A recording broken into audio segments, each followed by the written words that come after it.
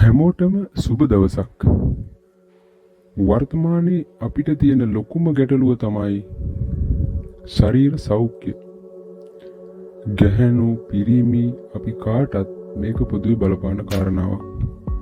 ඒකට හේතුව තමයි වර්තමානයේ තියෙන කාර්යබහුල ජීවන රටාව සමග අපිට අපේ ශරීරයේ සෞඛ්‍ය ගැන සිතීමට කාලයක් නැතිවීමයි.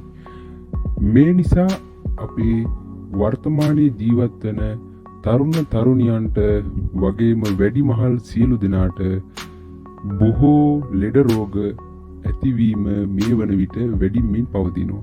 මේකට විශාල වශයෙන් ව්‍යායාම කිරීමට අවශ්‍යයි කියලා අපි කිව්වට මේකට ලොකු ව්‍යායාම කරන්න අවශ්‍ය නැහැ. අපේ එදිනෙදා අපි කරන ව්‍යායාම ටික නිසියාකාරයට පිළිවෙලට කරනවා නම් අපි හැමෝටම හැදෙන ලෙඩ රෝග අඩු කර ගැනීමට හැකියාවක් තියෙනවා. ඉතින් ඔබට කරන්නට පුළුවන් සරල ව්‍යායාම සමුදායක් එදිනෙදා ජීවිතයේ ගෘහිණියන්ට විශේෂයෙන්ම තමන්ගේ නිවස තුල පොඩි ව්‍යායාම කිහිපයක් කරනවා නම් තමන්ගේ ලස්සන සිරුර ලස්සන ආකාරයට තියාගෙන යන්නට හැකියාවක් තිබෙනවා. විශේෂයෙන්ම ශ්‍රී ලංකාවේ ගෘහිණියන් තමන් එදිනෙදා තමන් කරන ක්‍රියාකාරකම් ඒකාකාරී මට්ටමින් කරනවා වගේම ඔබේ ශරීර සෞඛ්‍ය ගැන හිතනවා නම් ඔබේ ශරීරය මීට වඩා ලස්සනට තියාගන්න අවස්ථාව තියෙනවා. ඒක නිසා අපි